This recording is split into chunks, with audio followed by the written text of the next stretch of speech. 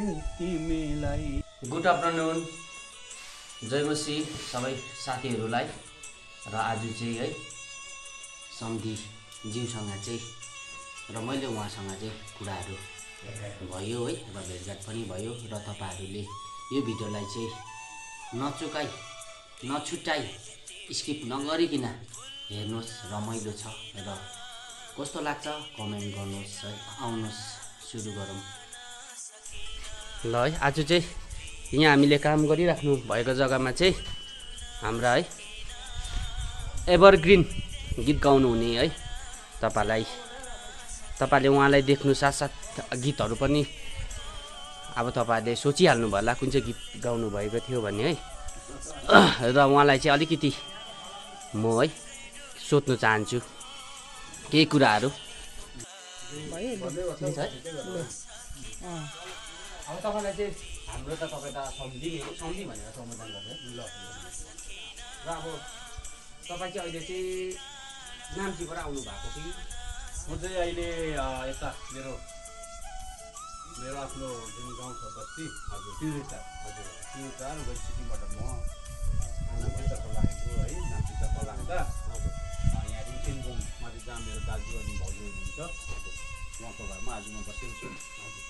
उहाँको घरमा आएको छु।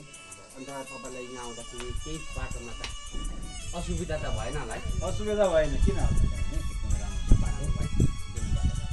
तपाईँको दाजु भाउजूको होमस्टे पनि हेर्नुभयो, कस्तो लाग्यो तपाईँलाई यहाँको होमस्टे? दामी नि होमस्टे त कति दामी भने नि। अब यो प्रकृतिको काखमा बसेको भनौँ न होइन। है चारैतिर हरियाली, हजुर यहाँबाट यति राम्रो दृश्यहरू है देखिरहेको छ है। यति दामी पर भाउजू देखाउनुहोस् त त्यहाँ गुम्पा हाम्रो है मेगी डाँडा भन्छ। अनि त्यो मेगी डाँडामा चाहिँ गुम्पा हाम्रो रोङ गुम्पा है कति दामी देखिरहेको छ। अनि यहाँबाट चारैतिर देख्दो रहेछ नि त। यहाँबाट त्यो रावण देख्दो रहेछ, यहाँबाट टाकुलिङ देख्दो रहेछ, हाम्रो नाम्ची देख्दो रहेछ। जुन नाम्चीमा चाहिँ अब म भोलि जाने यहाँबाट काम गर्छु। नाम्ची देख्दो रहेछ, यहाँबाट हाम्रो कामरुप्चीहरू सबै देख्दो रहेछ। अति रमणीय जग्गा, एकदम दामी जग्गामा चाहिँ अब हाम्रो मेरो दाजु र भाउजूले चाहिँ यहाँ होमस्टे खोल्नु भएको रहेछ। मलाई पनि मन पर्यो। म जुन समय यहाँ काममा आएँ त्यसलाई यहाँ हिमालहरू पनि मजाले देखेको थियो। अहिले हिमाल है हो बादलले छोपिरहेको रहेछ। हजुर हजुर, हिमाल पनि एकदम स्पष्ट देखिन्छ नि। त्यो तपाईँलाई चाहिँ के भन्नु म चाहन्छु भन्दा चाहिँ तपाईँको जुन समय तपाईँले गीत निकाल्नु भयो नि, त्यो गीत हामी मसिनो हुँदा पनि हामीले सुनेको हो, अहिले पनि हामी सुन्ने गर्छौँ है तपाईँको। अनि जुन चाहिँ आज भन्दाखेरि 2-3 साल अगाडि जुन तपाईँले प्यानोमा होइन हार्मोनियम हजुर बजाइरहनु भएको पनि मैले हेरेको थिएँ। त्यहाँ तपाईँलाई धेरै कमेन्टहरू पनि आएको थियो। इन्टरभ्यूमा पनि तपाईँले भन्नुहुँदै थियो कि अब फेरि पनि म यो गीतलाई चाहिँ गाउँछु भनेर भन्नुहुँदै थियो है। र त्यो गीतलाई अलिकति थोरै माथिको हेडलाइन मात्रै गाएर सुनाउन सक्नुहुन्छ? त्यो जुन चाहिँ भाइले अहिले 2-3 वर्ष भने नि, हजुर त्यति बेला चाहिँ तिम्रो इन्टरभ्यू भएको थियो है। हजुर र अहिले चाहिँ हालमा म फेसबुकमा युट्युबमा अहिले म एकदमै एक्टिभ छु भनौँ न। सोसियल मिडियामा एकदमै एक्टिभ छु है। मेरो पुरानो गीतहरू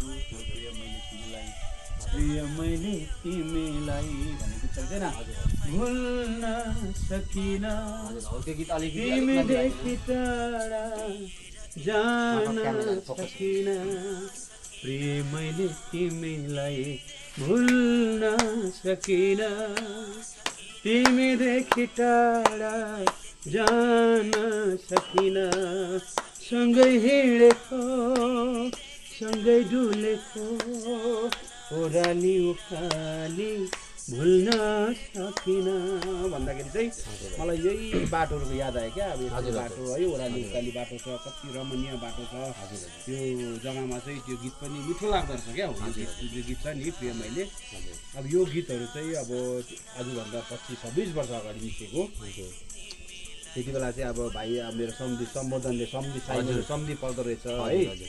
तर उमेर त अब त्यति बेला अहिले त एकदम सानो छ है। 25-26 वर्ष अगाडि जब एल्बम निस्किँदाखेरि भाइ त अब सम्धि साहब त कत्रो थियो होला र? सानै थियो है, सानो थियो।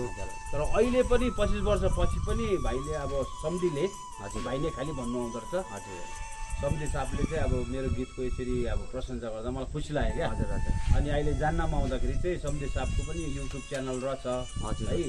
अनि युट्युब च्यानलको नाम चाहिँ के अरे, मैले नाम पनि बिर्सेछु। मेरो युट्युब च्यानलको नाम चाहिँ मनोज राणा साम्पाङ राई अर्ग्यानिक छ है। मैले मनोज अर्ग्यानिक साम्पाङ प्रकारले राणा अर्ग्यानिक। हजुर अर्ग्यानिक प्रकारले बनाउनु खोजेको थिएँ, तर अब त्यस्तै है, म अब एउटा कता कता हिँडिबस्नु परेको कारणले गर्दा चाहिँ अर्ग्यानिक तर्काको चाहिँ बनाउनु नसकेर चाहिँ आफू आफ्नो व्यवसाय जे छ त्यही किसिमको चाहिँ बनाउँदैछु। होइन ठिक छ ठिक छ। जस्तै भए पनि कन्टेन्ट चाहिँ कस्तो हुनु पऱ्यो भने हजुर हजुर है, अब एउटा युजफुल हुनु पऱ्यो है, एउटा ज्ञानवर्धक हुनु पऱ्यो हजुर, एउटा मतलब मान्छे जब पनि अडियन्सले सुन्छ हेर्छ है हजुर, कि त एउटा रमाइलो हुनु पऱ्यो, उहाँहरूलाई मजा आउनु पऱ्यो, हजुर, कुनै ज्ञान पाउनु पऱ्यो है, एउटा मेसेज जानु पऱ्यो होइन, समाजलाई राम्रो कुरो दिनु पऱ्यो र सन्दीप साहबले राम्रो काम गर्नु हुँदो रहेछ।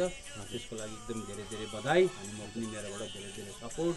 अनि सबै अडियन्सलाई पनि हाम्रो मिलन साम्पाङ मनोज राणा साम्पाङलाई चाहिँ उहाँको च्यानललाई पनि हेरेर सब्सक्राइब गरिदिनु होला भन्ने म अनुरोध गर्दछु। तपाईँलाई धन्यवाद है सपोर्ट गर्नुभएकोमा। र यति भन्दै है यो हाम्रो च्यानललाई चाहिँ यहीँ राख्छु है, फेरि पनि भेटिहाल्यो भने तपाईँसँग हामी बात गरिदिन्छौँ। हुन्छ, थ्याङ्क यू, धन्यवाद, थ्याङ्क यू। सिभी गुरुङ सम्धी चाहिँ उहाँको दाजु भाउजूसँग बात मार्नु हुँदैछ, म तपाईँलाई देखाउने छु।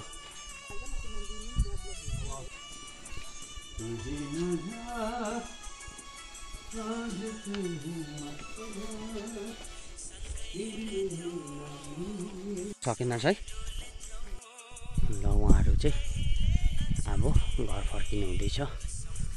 हेर्नुहोस् उहाँहरू चाहिँ फर्किनु भयो है।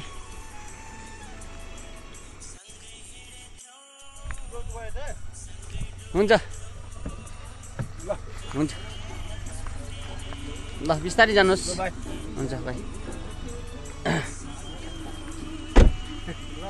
हुन्छ।